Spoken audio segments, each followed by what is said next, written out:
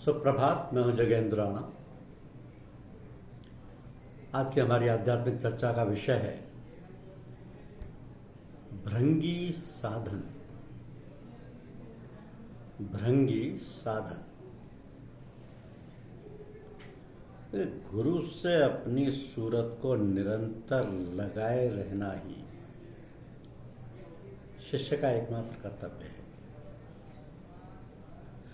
गुरु का ही चिंतन और मनन 24 घंटे करता रहे।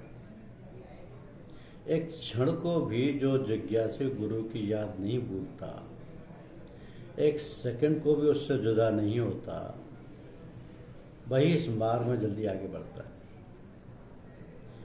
ऐसे लगातार चिंतन का फल ये होता है कि एक दिन उसकी वह सूरत गुरु की सूरत से मिलकर ऐसी एक हो जाती है जिससे द्वैत नहीं रह जाता। वह अपने को भूल जाता और गुरु रूप से ही अपने को देखने लगता है। यही उसकी अंतिम सीमा है। तो जिस समय यह संबंध इतना ऊंचा बढ़ जाता है, जिस समय शिष्य अपने को गुरु में लय कर देता है, तो भी गुरु की सारी शक्तियां उसमें उतार आती हैं। वो गुरु रूप ही बन जाता है, चाहे थोड़ी देर के लिए हो अथवा जीवन पर्यंत हो। संतों के यहां इसी का नाम भृंगी साधन है। संतों के यहां इसी का नाम भृंगी साधन है।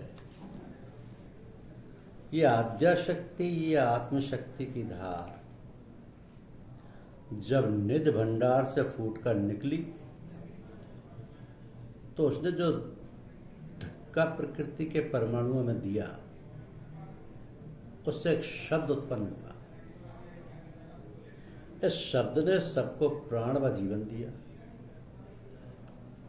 इसलिए इसको प्रणव कहा गया।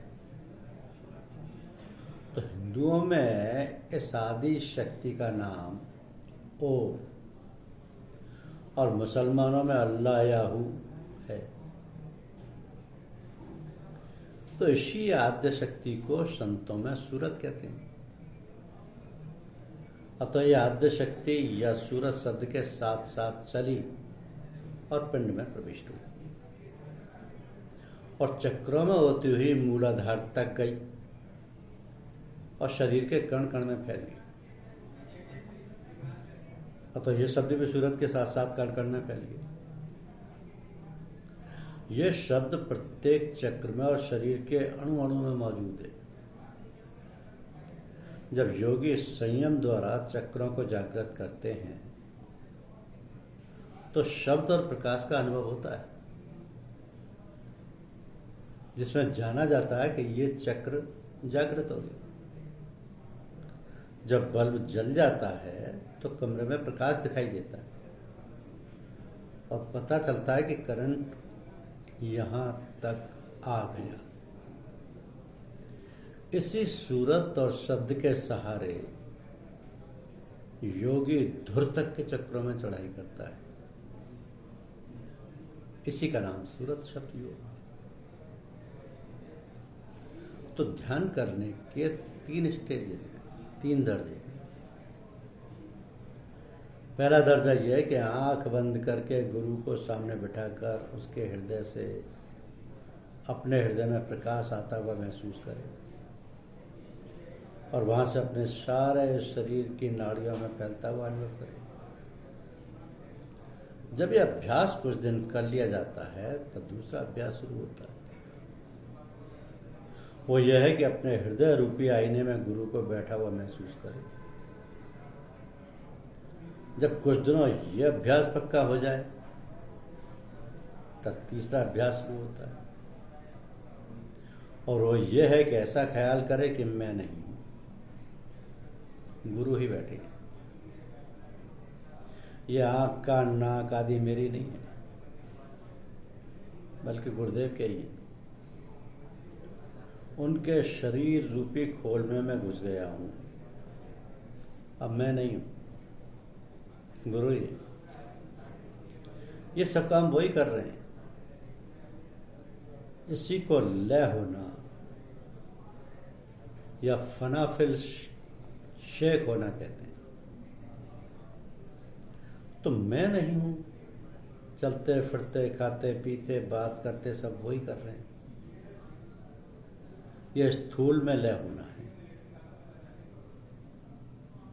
सूक्ष्म और कारण में जब लय हो जाए तब पूर्ण लय होना समझो। मन और बुद्धि भी उन्हीं का काम कर रही है। सोचते विचारते और कहते सुनते वही हैं, और उस मौके पर वे क्या कहते क्या करते हैं हमसे वही काम होना चाहिए। मतलब यह है कि अपना आपा चला जाए और उनका आप आ जाए। इससे गुरु की सब बातें अपने में उतर आती हैं। इसी को भगवान श्री कृष्ण ने इस प्रकार कहा है कि मन मना भव भद्भक्तो, मन मना भव मद भक्तो, मध्याजी मां नमस्कुरु, मामे वैश्यसी युक्त्या, मात्माननम मत्परायण। कि हे प्यारे अर्जुन, मुझ में मन लगा, मेरा ही स्मरण करता रहे, मेरे सिवा किसी दूसरे के सम्मुख सिर मत झुका। पूजा अर्चना जो कुछ भी तू करे वो मेरी कर। केवल इस एक ही साधना से तू मुझ जैसा बन जाएगा और मुझ में मिलकर एक हो जाएगा। तो ये प्रेम योग का साधन है। इसका धीरे धीरे अभ्यास बढ़ाया जाता है। ऐसा करते करते एक दिन शिष्य गुरु परायण हो जाता है, और इसका लाभ यह होता है कि वह अपना अस्तित्व खोकर गुरु रूप धारण कर लेता है। जिस समय यह अवस्था शिष्य में आ जाती है, गुरु की सारी शक्तियां उसमें उतर आती हैं। जिस स्थान तक उसका गुरु पहुंचा हुआ होता है, उसी स्थान तक शिष्य भी एकदम बिना कुछ किए धरे जा पहुंचता है। उसका आपा मिट जाता है। मनुष्य को क्या करना है? केवल अहम भाव ही तो त्यागना है, जिसके लिए ऐसे सरल उपाय दूसरा है ही नहीं। कि आपा मेटे प्यू मिले, प्यू में रहा समाय। अकथ कहानी प्रेम की, कहे तो को पति आए। इस संबंध में सूफियों ने कहा है कि तू दरो गुमशो कमाल इनस्तो बस। अर्थात तू उसके अंदर लीन हो जा, यही कमाल है और बस।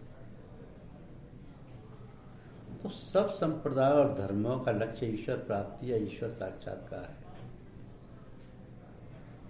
इसके लिए सबके यहाँ एक ही उपाय है, कॉन्सेंट्रेशन, एकाग्रता। एकाग्रता के लिए सहस्त्रों प्रकार के साधन बताए गए हैं।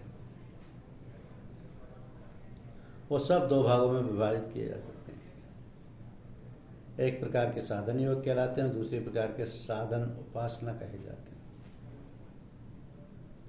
तो योग कर्म है, क्योंकि उसके साधन शरीर और इंद्रियों से किए जाते हैं। मन को केवल सहारा रहता है, और उपासना में शरीर और इंद्रियों से कोई संबंध नहीं होता। वो केवल मन की साधना है, मन की साधना है। हमारे शरीर में 18 चक्र हैं, 6 स्थूल के, 6 सूक्ष्म के और 6 कारण के। तो योग की क्रिया दो भागों में विभाजित है। निचले 6 स्थूल चक्रों को भेदने का नाम हठ योग है। ऊपर के 12 चक्रों के सूक्ष्म साधनों का नाम राजयोग है। और हठ योगी गुदा चक्र से चलते हैं, और आसन, मुद्रा और प्राणायाम आदि कठिन परिश्रमों से कई जन्म जन्मांतरों में स्थूल चक्रों को भेद कर राजयोग के मार्ग में पहुंच जाते हैं। और राजयोगी आज्ञा चक्र से प्रारंभ करते हैं। इसी आज्ञा चक्र को संतों में तिल कहते हैं। तो ये स्थान दोनों भवों के बीच में है। यहाँ पर धारणा करने से शक्तियों का विकास होता है। इससे ऊपर सहस्त्रधार का स्थान है, इसके ऊपर त्रिकुटी, शून्य और महाशून्य तथा भंवर गुफा आदि स्थान है। तो राजयोगी नीचे के स्थूल चक्रों को छोड़कर तिल के स्थान से आरंभ करते हैं और अनाहत शब्द का आधार लेते हैं। जैसे अंधेरे में चलने वाला पथिक शब्द के सहारे आगे चलता है, उसी तरह ये अपने अंधकार में मार्ग को पार करते हैं और इसी को शब्द योग कहते हैं। तो हमारे शरीर में कई प्रकार की नाड़ियां हैं, जैसे रक्त बहा स्रोत और वायु बहा स्रोत इत्यादि। इन सब में हर समय वायु का संचालन होता रहता है। रक्त बहने वाली नाड़ियों में भी, इनको आर्टरीज और वेन्स कहते हैं, वायु की प्रेरणा से ही रक्त दौरा करता है। जब वायु दो नाड़ियों के बीच के रास्ते से गुजरता है तब वहाँ एक प्रकार का शब्द पैदा होता है। इन शब्दों पर धारणा करते हुए मन को रोकने का प्रयत्न करना शब्द योग कहलाता है, जैसा कि राधा स्वामी पंथ के लोग किया करते हैं। अब शब्द 3 प्रकार के होते हैं, वर्णात्मक, ध्वन्यात्मक और अनाहत। वर्णात्मक वे हैं जो स्थूल चक्रों में हठयोगी सुना करते हैं। वर्णमाला के सारे अक्षर जिस प्रकार वाणी से बोले जाते हैं, उसी प्रकार की ध्वनि या संयम की अवस्था में अंतर में सुनाई देते हैं। ध्वन्यात्मक शब्दों को शास्त्रों में प्रणव और उद्गीत कहते हैं। तो आदि सृष्टि के समय चैतन्य आत्मा ने जो धक्का प्रकृति के परमाणुओं में दिया था, उससे शब्द उत्पन्न हुआ। इसी शब्द ने सबको प्राण व जीवन दिया था, इसलिए इसको प्रणव कहते हैं। तो उसका पहला धक्का दिमाग में, फिर दिल में, तत्पश्चात नाड़ियों में, फिर रोम रोम में हर समय आता अनुभव होता है। जिस समय, जिस दिन ये धक्का आना बंद हो जाता है, उस दिन मृत्यु हो जाती है। इस ध्वन्यात्मक शब्द पर वृत्ति जगाकर प्रत्यक्ष कर लेना प्रणव योग कहलाता है। तो अनाहत दिमाग के पर्दे के बीच में वायु के गमन से जो ध्वनि निकलती है, उसका नाम अनाहत ध्वनि रखा है। यहाँ पर पहले बाजार में होने वाले शोर की तरह एक प्रकार की गुनगुनाहट मालूम होती है। इसके बाद घंटा, शंख, वीणा, बांसुरी आदि बाजों की सी ध्वनियां सुनने में आती हैं। संभव है इनको सुनकर ही प्राचीन ऋषियों ने बाजों को बनाया हो। आगे कारण के चक्रों में पहुंचकर यह ध्वनि बंद हो जाती है और वहां वही प्रणव की ध्वनि शेष रह जाती है। तो हमारे यहाँ इन शब्दों को प्रमुखता नहीं देते। यदि किसी जिज्ञासु को सुनाई पड़ने लगता है तो उससे कह देते हैं कि इनकी ओर ध्यान ना दो, आगे बढ़े चलो। ये बीच की स्थिति है, इन पर संतुष्ट नहीं होना चाहिए। हमारा केवल प्रणव शब्द पर ही ध्यान कराया जाता है और इसी शब्द को ध्वन्यात्मक कहते हैं। यही निज धाम तक पहुंचा देता है। इसके लिए कबीर साहब ने कहा है कि जपा मरे ए जपा मरे, अनहद हु मर जाए। सूरत समानी शब्द में ताहि काल नहीं खाए। तो वासना का अर्थ समीप बैठने के है। वासना वाला ईश्वर को अत्यंत समीप अपने भीतर और बाहर देखता है। उसके लिए किसी चक्र भेदने की या कहीं दूर जाने की आवश्यकता नहीं है और न शारीरिक कष्ट उठाने और कठिन साधनों के करने की आवश्यकता है। उसको कोई मार्ग तय नहीं करना, बल्कि उसके और प्रभु के बीच में जो पर्दा आ गया है उसको हटाना। जो वस्तु ईश्वर से हमको विमुख या पृथक किए हुए है वह मल और आवरण है। तो यदि हम अपने हृदय पट से किसी प्रकार के मल और आवरण को हटा सकें तो तुरंत ही दर्शन होने लगेगा। यहाँ पर एक दृष्टांत है कि एक बार देवताओं में की सभा हुई, उसमें निर्णय करना था कि सबसे बड़ा बुद्धिमान देवता कौन है। ये विवाद हो रहा था, इतने में विष्णु भगवान आ पहुंचे। इनसे देवताओं ने कहा कि हमारे आपस में ये विषय उपस्थित है कि सबसे बुद्धिमान देवता कौन है, अब आप आ गए, इसका निर्णय आप ही कर दें। विष्णु भगवान ने कहा कि तुमसे या तुम में से जो कोई ब्रह्मांड की परिक्रमा करके हमारे पास पहले आ जाएगा, उसको ही ये उपाधि मिल जाएगी। इस पर अनेक देवता अपने अपने वाहनों पर चढ़कर और कोई पैदल जल्दी से दौड़ने लगे, किंतु गणेश जी ने सोचा कि हमारा वाहन चूहा है और हमारा शरीर भारी है, इस दौड़ में सबसे पहले कैसे पहुंच सकेंगे। तो वहीं खड़े हुए यही बात सोचने लगे। उनको एक युक्ति सूझी। अपने चूहे पर चढ़कर भगवान विष्णु की परिक्रमा कर सामने खड़े हो गए। बोले, लाइए महाराज हमारा प्रमाण, हम सबसे पहले आ गए। विष्णु जी बोले, कैसे, तुम तो कहीं गए ही नहीं। गणेश जी बोले, महाराज सारे ब्रह्मांड के आप मालिक हैं, आप ही उसके सृजन करता व नाश करता है। आपके अंदर ही सही प्रत्येक वस्तु निकल कर ब्रह्मांड में पहुंची है, उसका असली रूप आपके अंदर है। फिर मैं क्यों वृथा परिक्रमा करता और आपको छोड़कर इतनी दूर मारा फिरता। विष्णु भगवान प्रसन्न हो गए और दूसरों के आने से पूर्व गणेश जी को विद्वान होने का प्रमाण दे दिया। तो ठीक यही दृष्टांत योगियों और उपासकों के लिए घटता है। जब पास ही से कार्य सिद्ध हो जाए तो दूर जाना वृथा है। गुरु महाराज जो साधन बताया करते हैं वह योग और उपासना की मिलौनी है। जिस जिज्ञासु को जिस योग्य समझते हैं उसको वैसी शिक्षा देते हैं। धन्यवाद।